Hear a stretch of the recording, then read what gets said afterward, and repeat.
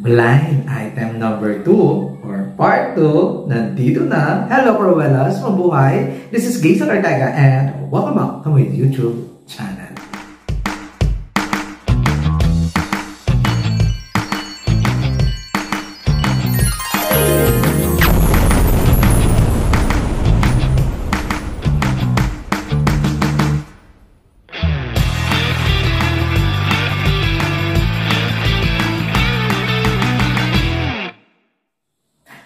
Hey! Kamusta po kayo lahat? Good morning, good afternoon, good evening. Anong mga oras kayo nanonood sa akin ngayon? Maraming pong salamat sa mga bago ko na subscriber, returning viewers. Thank you so much sa suporta. Sa mga hindi pa po dyan nakasubscribe, please subscribe my YouTube channel, Jason Ortega Cruella in Pageantry, and click the notification bell below para update kayo when it comes na maglabas ako ng aking mga video. Hey! Bago ang lahat, maraming munang salamat sa tumangkilik sa akin blind item part 1. Oh, diba? Yung mga pa-chismis talaga, updated talaga kayo, no? Mga interesado talaga kayo. Para maraming salamat. Galing sa aking mapulang puso na may konting itim. Nakakaloka. Ayan. Thank you so much talaga sa tumangkilik sa aking blind item part 1. Ngayon, dadako naman tayo ngayon sa aking blind item part 2. Ang hirap mag-chismis talaga, nakakaloka. Mahirap, hindi kasi ako literal na chismosa. Ang plastic. Ang plastic, halata naman sa hilat siya ng mukha, diba? Nakakaloka. Blind item number 1. Isa sa mga front-runner na kandidata ay babad na dabad daw di umano sa pa-interview. Lagi na siyang hinahatak ng mga marshal kasi priority niya ang magpa-interview sa bawat media ng Miss Universe. Sino itong kandidata na ito na babad sa interview at wala siyang pakialam sa mga nagaganap at sa mga appointment ba? Sa mga event na pupuntahan niya dahil mas inuuna niya ang magpa-interview sa mga fans at mga media. Sino ito na nakakaloka? Hindi ko ina-expect pero nakita ko talaga din naman siya. Talagang, di ba yung media na yung paikot, ganyan. Simula siya dito talagang tagal. Ang dami nang dumaan ng kandidata. Ang tagal niya hanggang siya ang pinakahuling dumaan. Nakakaloka kasi iniisa-isa niya talaga. Yung pajulit-julit lang naman araw-araw daw. Nakakaloka talaga. Marami talaga nakakapansin na mga president at saka mga candidate na babad ito sa interview. Itong kandidatang ito. Clue! Diyos ko, sa mga chismis na yan, clue. Pag hindi nga totoo, namubulol ako. Tingnan mo yung issue ni ni Panama. Ayan, clue. Blandina. Diyos ko, ano ba naman yan? Blandina naman. Pero hindi ito yung Blandina doon sa part 1, Iba yan. Pero Blandina din ito. Pangalawang clue. Sumali na sa ibang pageant. Alam nyo na, marami silang sumali sa ibang pageant. At hindi ko babanggitin kung anong pageant. Basta, yon ang first blind item. Next blind item. Nakakaloka. Basta mga chismis na buhay ang energy.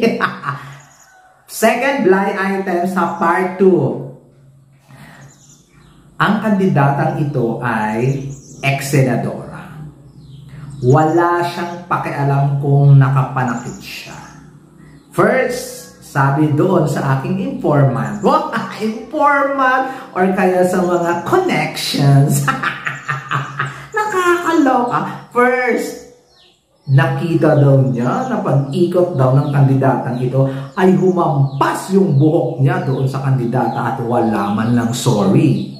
Second, hindi lang pala first, may second pa. Umikot daw itong kandidatang ito at naapakan niya ang nasa unahan niya na kandidata at wala din sorry. Third, may third. Kumbaga consistent yung kanyang pagka mapanakit. Nakakaloka. nakakaloka. Hindi ko kinaya. Third, pag turn down ng babae ito, nalaglag ang kanyang bag. Tapos, nalaglag daw yung bag. Kwento nalaglag daw yung bag ni candidates.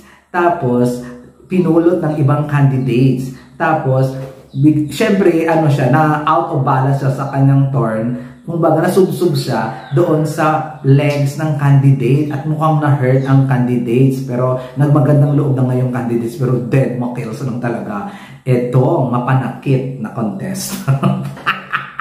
Mapanakit siya sa mga ban. Wala siyang pakialam kung hinakampas yung buhok niya or may nakakapakan na siya or may nabubundol na siya. Nakakaloka itong kandidata na ito. Clue.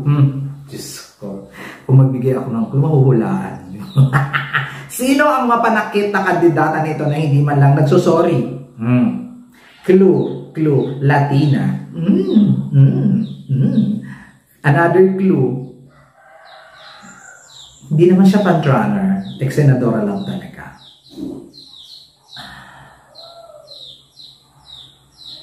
And pangatlong clue. Paano ba? Actually, matangkad siya. Yun. Bala na kayong mula. Nakakaloka. Nakakaloka yung mga pa-eksena. Dito na tayo dito sa aking blind item number 3. Dito tayo sa blind item number 3 sa part 2. Ang blind item number 3 ay sip-sip sa organization. Ang siste. Pang-chismosa. Ang babae daw na ito, hindi siya nagtatanong sa mga marshal at sa mga candidate kung ano ang event na susunod, kundi direct to the point sa court. Kakatok talaga ang lolo mo. Tapos, anong event? Ganon talaga yung pa-eksena. Every time, every day, and every hour, every minute, and every second.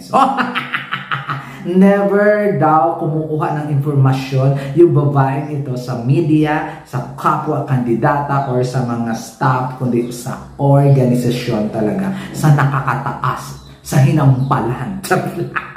Sip-sip. Nakakaloka. Frontrunners. Oh my God. Grabe. Daming issue, Nakakaloka. Ayun lang yung clue ko. Ayoko magbigay ng clue. Mahulaan ninyo. Charot lang. Nakakaloka. Ay, nako. Yun lang. Yun yung aking pakululan sa blind item number 3. Sa sip-sip na kandidata. Ito na tayo sa fourth blind item ko. Fourth blind item. Nako. Iwasan. Iwasan si ganito, iwasan si ganito. Hindi, joke. Yung nag-iiwasan. Sino itong kandidatang ito na umiiwas sa isang frontrunner na kandidata? Ayaw tumabi, ni ayaw kausapin, ni ayaw tingnan. Ay, nakakaloka. Ayaw tingnan. Bakit? Nalalabuan ba siya? O kaya na-insecure ba? Grabe itong kandidato. Maganda yung kandidatang to, ha? Bakit insecure siya doon sa isa? Bongga naman siya. Pares naman siyang bongga. Pares naman silang bongga, to be honest. Pero umiiwas daw talaga itong kandidatang ito dito sa isang frontrunner na kandidata. Pares silang frontrunner, nag-iiwasan talaga. So, alam nyo na. Nakakaloka. Alam nyo na kung sino. For sure, hindi nyo alam. Iba yung nasa isip nyo. Iba yung nasa isip nyo, for sure. Pero iba din itong sa aking blind item. Ni hindi kinausap, ni hindi tinitingnan, ni hindi, basta may mga ganong clue. Oh my God. Para silang frontrunner Frontrunner versus frontrunner. Tapos pangalawang clue,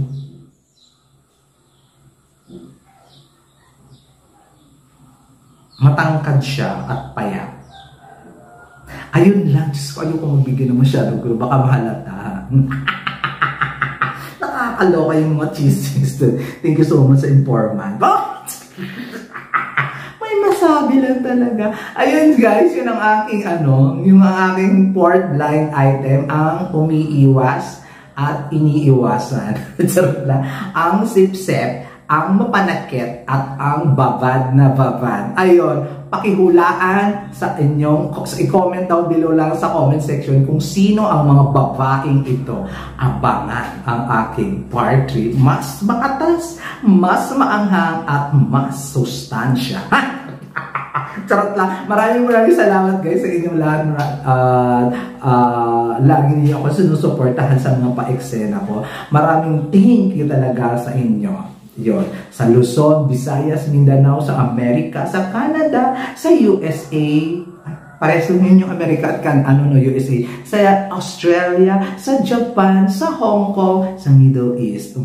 Di ba? Ang saya-saya all over the world. At syempre yung mga taga-European subscriber natin. Thank you so much sa inyong lahat. Comment down below lang kayo kung sino yung mga hula ninyo sa aking vlog. For sure, wala kayong mahula kagaya ng first blind item ko. Charot lang. Actually, maraming mga nakahula doon, pero hindi ko pwede i-reveal yun, no, ha? Tandaan nyo yan, at abangan ninyo ang aking part 3. Apat-apat lang para tipid-tipid for today. O, di ba?